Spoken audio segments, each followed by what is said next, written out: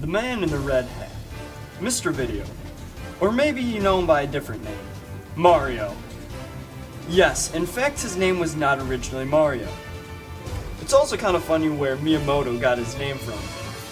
After Nintendo of America's angry landlord, Mario Segale. Let's start the history in 1981 with Mario's first appearance, Donkey Kong. In Donkey Kong, you take the role of Mario trying to rescue Pauline, not Princess Peach, from the clutches of the evil Bowser or King Koopa. 1985, the year that old Mr. Mario got his first solo title, Super Mario Bros.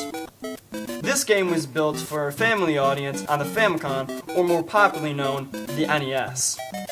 This game was very basic. You stomped turtles, defeated bosses, to eventually make it to Bowser's castle, defeat him, and rescue Princess Peach. Let's take to the 90s now.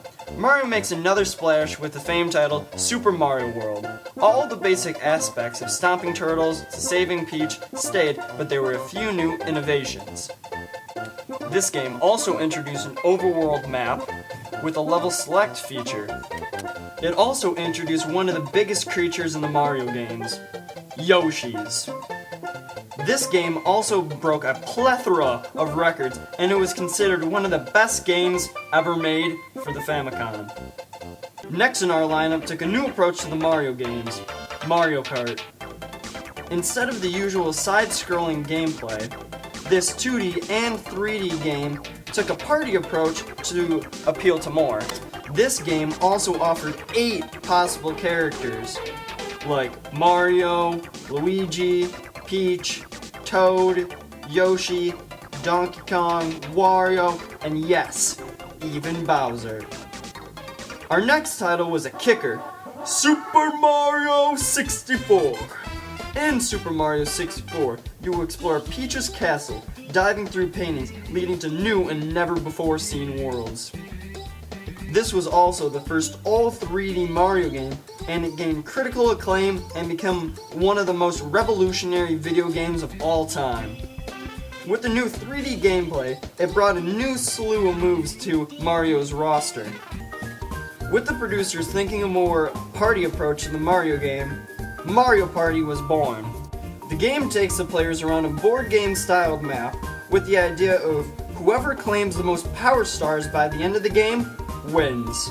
Our next game is considered a Mario game, but Mario is not the main protagonist. It is his scared little brother, Luigi. And that game is Luigi's Mansion. This game explores all of Luigi's deepest fears, especially ghosts.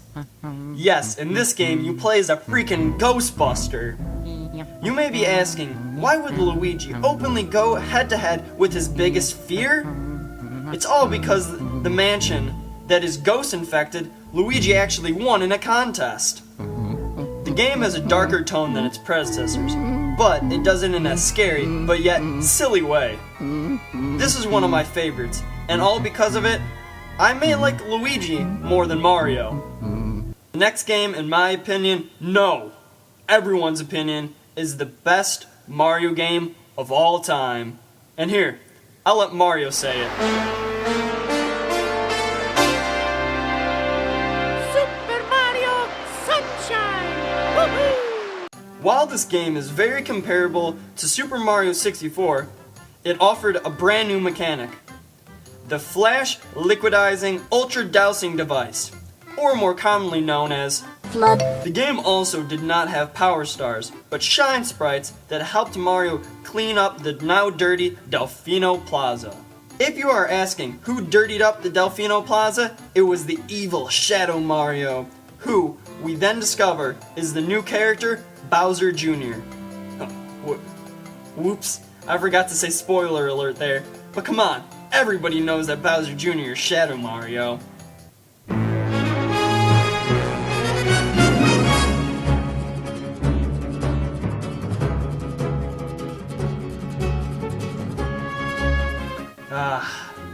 Now listen to that music.